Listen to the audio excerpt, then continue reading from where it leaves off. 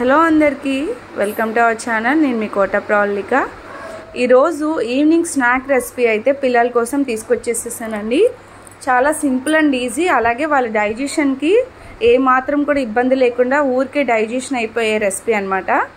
ముందుగా దీనికి కావాల్సిన ఇంగ్రీడియంట్స్: మిక్సీ జార్ తీసుకొని 1 కప్పు పుదీనా, 1 కప్పు కొత్తిమీర, 2 పచ్చిమిర్చి, 1.5 ఇంచ్ అల్లం ముక్క, అలాగే 1 స్పూన్ మిరియాలు, 2 స్పూన్లు సోంపు. ఇదంతా పిల్లల డైజెషన్కి మంచి ఇంప్రూవ్మెంట్ ఉంటుందండి ఈ రెసిపీలో. ఇది ఒకసారి ఇలాగా మిక్సీ పట్టేసిన తర్వాత దీంట్లోకి ఒక 3 టేబుల్ స్పూన్ల దాకా ధనియాలు యాడ్ చేసుకోవాలి. ముందే యాడ్ చేయకూడదు. ఈ ధనియాల్ని కచ్చపిచ్చగా మనం వేసుకోవాలి మిక్సీ. సైడ్స్ అంతా దీంట్లోకి ఒకసారి స్పూన్తో ఇలా అనేసి మిక్సీ పట్టేస్తే ఇలాగా పేస్ట్లా అవుతుంది. ధనియాల మటుకి చక్కగా కచ్చాపచ్చగానే ఉండాలి. ఇప్పుడు స్టవ్ వెలిగించి బాండీ పెట్టి బాండీలో ఆయిల్ అనేది యాడ్ చేస్తున్నాను. లైట్గా ఆయిల్ యాడ్ చేసుకోండి, ఎక్కువ అవసరం లేదు. ఇలా స్ప్రెడ్ చేసేసుకొని దీంట్లోకి మనం ఇందాక మిక్సీ పట్టుకున్న పేస్ట్ని యాడ్ చేసేసి పచ్చివాసన పోయి కొంచెం రోస్ట్గా వేగితే చాలండి. ఒకసారి ఇప్పుడు మిక్స్ చేసేసుకుందాం. ఇలా వేగుతూ ఉంటే మంచి అరోమా అనేది వస్తుంది. అలాగే మంచిగా పచ్చివాసన అంతా పోయే వరకు వేయించేసుకోవాలి.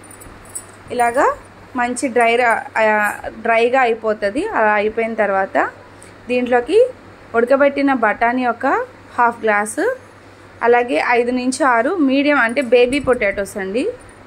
ఇవి చిన్నవి పొటాటోస్, అందుకని 6 పట్టాయి. పెద్దవైతే 3 చాలు. ఇలా వేసి స్మాష్ చేసేసుకొని ఇలా మిక్స్ చేసుకున్న తర్వాత దీంట్లోకి ఒక గుప్పెడు దాకా స్వీట్ కార్న్ యాడ్ చేసుకోండి కుదిరితే, లేదంటే స్కిప్ చేయండి, నో ప్రాబ్లం. నేనైతే ఉన్నాయి కాబట్టి యాడ్ చేశాను. ఇలా మొత్తం ఈవెన్గా కలిపేసుకోవాలి. దీంట్లో కొన్ని రకాల స్పైసెస్ అనేవి యాడ్ చేయాలి. ఇలా మిక్స్ చేసుకున్న తర్వాత దీంట్లోకి రుచి సరిపడా సాల్ట్, అలాగే chaat masala powder 1 tablespoon దాకా యాడ్ చేసుకోండి. అలాగే dry amchur powder 1.5 tablespoon దాకా యాడ్ చేసుకోండి. ఇది ఏంటంటే పులుపు కోసం. ఇలా మంచిగా మిక్స్ చేసేసుకోండి. మొత్తం మనం వేసినవన్నీ దీనికి పట్టేసే విధంగా ఇలా ముద్దలాగా వస్తుంది. ఇలా దగ్గరికి రాగానే స్టవ్ ఆఫ్ చేసేసి ప్లేట్లోకి తీసేసుకుందాం. ప్లేట్లోకి తీసుకొని చల్లారి పెట్టేసుకోవాలి. ఈ లోపల పైన బన్స్ లాగా చేయటానికి ఇప్పుడు మనం రెడీ చేసుకుందాం.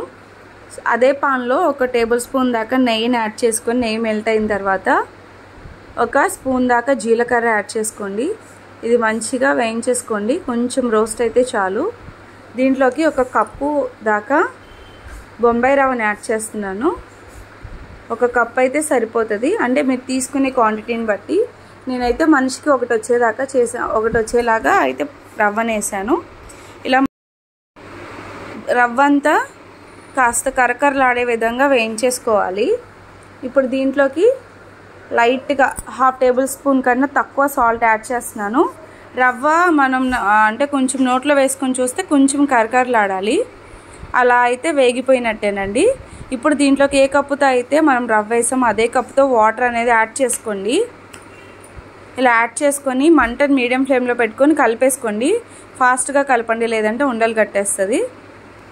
ఇలా మిక్స్ చేసేసుకుని దగ్గరికి వచ్చేస్తుంది.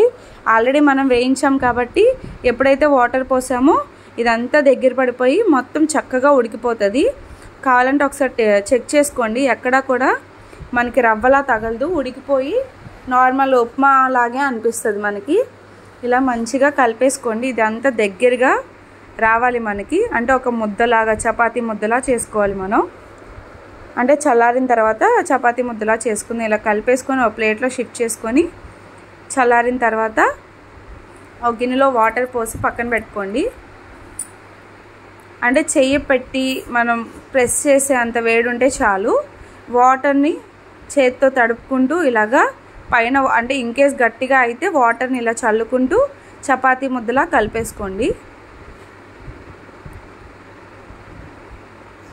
ఇప్పుడు సగం ముద్దని ఇలాగా చపాతీ చేసే ట్రే మీద పెట్టేసుకొని చపాతీలా ఒత్తుకోవాలి. మరీ పల్చగా ఒత్తొద్దు. మనకి ఒక 2 ఇంచులు మందం ఉంటే సరిపోతుంది. మంచిగా ప్రెస్ చేసేసుకోండి. ఇప్పుడు ఏదైనా రౌండ్గా ఉన్న కటర్ని కానీ లేదంటే ఒక డబ్బా మూత కానీ తీసుకొని ఇలా రౌండ్ షేప్లో చేసుకోండి. ఇలా చేసుకుంటే మన బన్స్ అనేవి రెడీ అయిపోతాయి.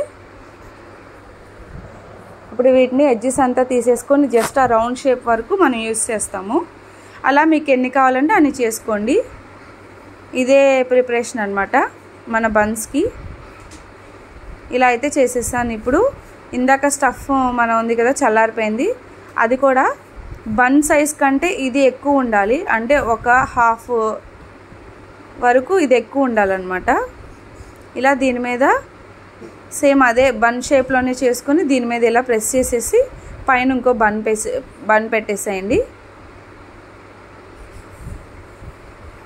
అంతే, బ్రెడ్ లేకుండా బర్గర్ అనేది ప్రిపేర్ చేసేసుకున్నాం.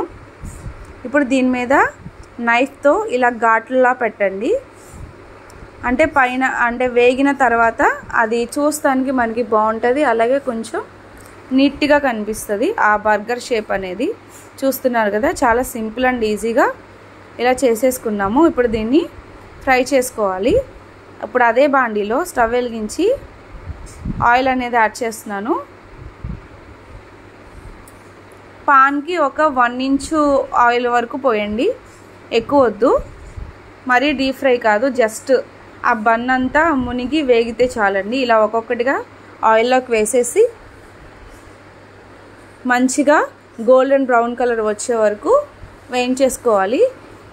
ఇది ఒకవైపు వేగిన తర్వాత 2 గరిటెలు తీసుకోండి. 2 గరిటెల సాయంతో జాగ్రత్తగా రెండో వైపు ఉల్టా తిప్పుకొని మంచిగా వేయించేసుకోండి. ఈ కలర్ వస్తే చాలు బర్గర్కి. మరీ క్రిస్పీగా కాకుండా మరీ సాఫ్ట్గా లేకుండా మనం కొరికినప్పుడు జస్ట్ ఆ క్రిస్పీనెస్ తగిలితే చాలు ఈ బర్గర్కి. లేదు ఇంకొంచెం రోస్ట్ చేసుకుంటానంటే మీ ఇష్టం. ఈ పర్టికులర్ ఈ రెసిపీకి అయితే ఈ రోస్ట్ అయితే సరిపోతుంది. ఇలాగా చక్కగా 2 వైపులా వేయించేసుకోవాలి. వేయించేసుకొని ప్లేట్లోకి సర్వ్ చేసేసుకుందాము. ఇలా సర్వ్ చేసుకొని పైన సాస్తో టేస్ట్ చేస్తే పిల్లలు ఈవినింగ్ స్నాక్ అయితే రెడీ అయిపోయింది. నచ్చితే లైక్ చేయండి. మళ్ళీ నెక్స్ట్ వీడియోలో కలుస్తా. Bye bye.